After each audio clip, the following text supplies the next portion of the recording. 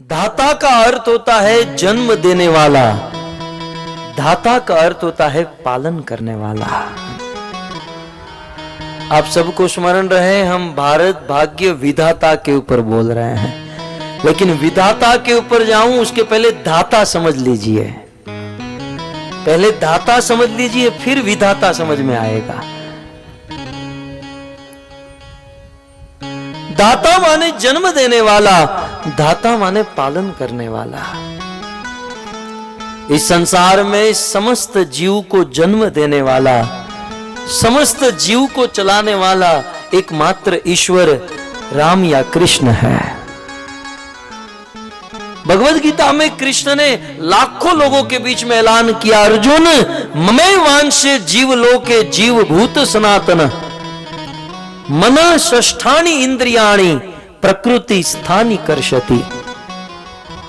इस दुनिया में जितने भी जीव है अर्जुन, मम एव अंश है। अब केवल इतना भी बोलते ना कृष्ण कि मम अंश, ये सब मेरे अंश है, चल जाता, लेकिन बीच में एक शब्द रख दिया मम एव अंश, अर्थात इस बात को स्ट्रांगली दृढ़ करते हुए कि जितने भी जीव हैं मेरे ही अंश है। सभी जीव भगवान विष्णु के, कृष्ण के, राम के अंश है और उन्हीं की शक्ति से ये चल रहे हैं। 50-50 साल के बूढ़ों को ये बुद्धि नहीं आई, लेकिन भागवत में 5 साल का बालक ध्रुव कितनी बड़ी बात कर गया। 6 महीना भगवान की तपस्या किया वृंदावन मधुवन में जाकर, और ईश्वर जब उनके सामने प्रकट हुए तो ध्रुव ने सबसे पहले कहा, योऽन्तः प्रविश्य मम वाचमिमां प्रसूता संजीवयत्यखिलशक्तिधर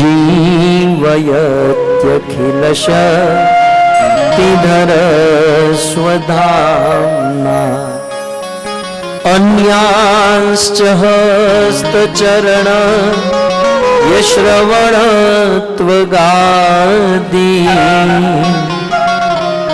प्राणान्नमो भगवते पुरुषाय तुभ्यम्। हे प्रभु, 5 साल का बालक ध्रुव क्या कहता है, प्रभु हम तो ये पंच महाभूत से बने हुआ ये शरीर है, और पंच महाभूत से बने हुए इस शरीर में हम आत्मा, फिर भी ये शरीर कुछ काम का नहीं, ये आत्मा कुछ कर नहीं सकती जब तक आप हमारे अंदर न आ जाओ। एक बात समझ लीजिए कि ये शरीर है, शरीर के अंदर आत्मा है, लेकिन आत्मा और शरीर को शक्ति देने वाले परमात्मा जब तक अंदर न आए तब तक ये शरीर काम नहीं करेगा। ये शरीर हो और शरीर में आत्मा भी हो, ये काम नहीं करेगा जब तक परमात्मा शक्ति नहीं देंगे। 5 साल के बालक ने पूरे वेदों का सार बता दिया कि हे ईश्वर, हे विष्णु, हे कृष्ण, यो अंतः प्रविश्य, जब तक आप हमारे अंदर प्रवेश नहीं करते तब तक यह शरीर कुछ काम का नहीं है। योऽन्तः प्रविश्य मम वाचमिमां प्रसूताम् संजीवयत्यखिल शक्तिधर स्वधाम्ना। प्रभु आपकी कृपा से, आपकी शक्ति से यह शरीर चलता है। हम लोग कभी कभी बड़ा अभिमान करते हैं कि हम काम करते, मेहनत करते, लेकिन कभी सोचा कि मेहनत करने के लिए जो शक्ति देता है वो शक्ति कौन दे रहा है? कभी भगवद गीता पढ़ो तो पता चले ना। भगवद गीता में कृष्ण ने कहा, बलम बलवताम चाहम काम राग विवर्जितम। है अर्जुन, सभी बलवानों का बल मैं हूं। किसी दिन उसने अंदर बैठकर बल देना बंद कर दिया, अपने शरीर के बल पर बाथरूम भी नहीं जा पाएंगे। वो शरीर देता है, वो शक्ति देता है, वो बुद्धि देता है। ये धन पैसे कमाते हैं, वो कमाने की बुद्धि कौन दे रहा है? संसार को देखने की दृष्टि कौन देता है? सब कुछ तो वो दे रहा है। इसलिए उस भगवान को दाता कहा जाता है। कई बार कुछ लोग वहम में होते हैं, नहीं हमारा शरीर हमारे माता पिता ने दिया। सीधी बात कहूं, दुनिया में कई ऐसे माता पिता हैं जो बच्चे संतान चाहते हैं लेकिन संतान होते ही नहीं है। आपने भी देखा सुना होगा। कई ऐसे माँ बाप हैं जो संतान चाहते हैं और संतान होते ही नहीं है, और कई ऐसे माँ बाप हैं जो संतान नहीं चाहते हैं तो लाइन लग जाती है, 10, 12, 15 हो जाते हैं। क्या ये माँ बाप के हाथ में है? ये ईश्वर के हाथ में है।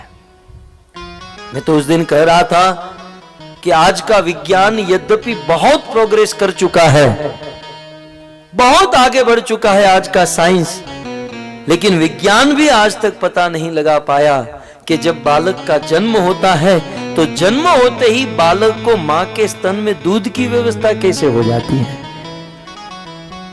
ये सब ईश्वर की व्यवस्था है। इसलिए इस संसार में सभी जीवों के दाता एक और मात्र एक कृष्ण है। कृष्ण है। लेकिन भगवान कृष्ण ने क्या किया? वही भगवान कृष्ण विष्णु सब कुछ अपने हाथों से नहीं करते। जैसे कोई बहुत बड़ा कंपनी का मालिक हो, वो तो ऐसी रूम में ऐसी ऑफिस में बैठा होता है, उनके मैनेजर, उनके वर्कर, उनके डायरेक्टर ये सब काम करते हैं। वैसे इस संसार को चलाने के लिए, टिकाने के लिए, बनाने के लिए भगवान विष्णु ने अपनी नाभि से एक कमल प्रकट किया और उस कमल से ब्रह्मा जी प्रकट हुए। ऐसा वर्णन है भागवत में कि ब्रह्मा जब प्रकट हुए तब वो ये भी नहीं जानते थे मैं कौन हूं, कहां से आया, मुझे क्या करना है। बस तपह तपह ये 2 शब्द सुने। ब्रह्मा जी ने 100 वर्ष तक तपस्या की और तपस्या से भगवान विष्णु प्रसन्न हुए। और भागवत के प्रथम श्लोक में लिखा गया, तेने ब्रह्म हृदय आदि कवये, भगवान विष्णु ने ब्रह्मा को सारे वेदों का ज्ञान प्रदान कर दिया। ब्रह्मा की तपस्या से प्रसन्न होकर भगवान विष्णु ने ब्रह्मा को ज्ञानी बना दिया। और ब्रह्मा को ज्ञान देने में तनिक भी देरी नहीं लगी। विदिन 1 सेकेंड, एक ही घड़ी में ब्रह्मा ज्ञानी। एक घड़ी पहले ब्रह्मा कुछ नहीं जानता था, इवन मैं कौन हूं यह भी नहीं जानता था। लेकिन ईश्वर ने ऐसी कृपा की, चारों वेदों का ज्ञान ब्रह्मा के हृदय में प्रकट हो गया। मैं अक्सर कहता हूं कि ईश्वर यदि मेहरबान हो ना तो ज्ञानी बनने में देरी नहीं लगती है। ये विद्या ऐसी है जिसका कभी नाश नहीं होता। ब्रह्मा प्रकट हुए और भगवान विष्णु ने ब्रह्मा को विद्या दी और कहा कि मैंने जो विद्या दी है उसके चलते आप इस संसार का निर्माण करो, 84 लाख की योनियों का निर्माण करो, प्रजा की उत्पत्ति करो और संसार चक्र को प्रारंभ करो। तो इस दुनिया को जो मूल रूप से जन्म देते हैं उसे दाता कहते हैं। और कोई दाता किसी और को अपॉइंट करते हैं या किसी और को उस कार्य में संलग्न करते हैं उसे विधाता कहते हैं। विधाता माने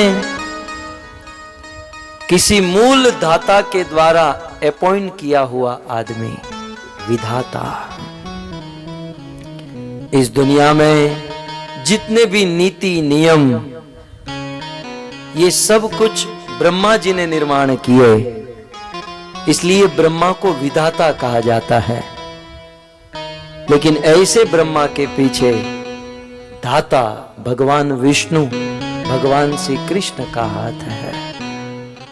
सबसे पहले वीडियो पाने के लिए लाल गोविंद दास YouTube चैनल को सब्सक्राइब करें और बेल आइकॉन को प्रेस करना ना भूलें।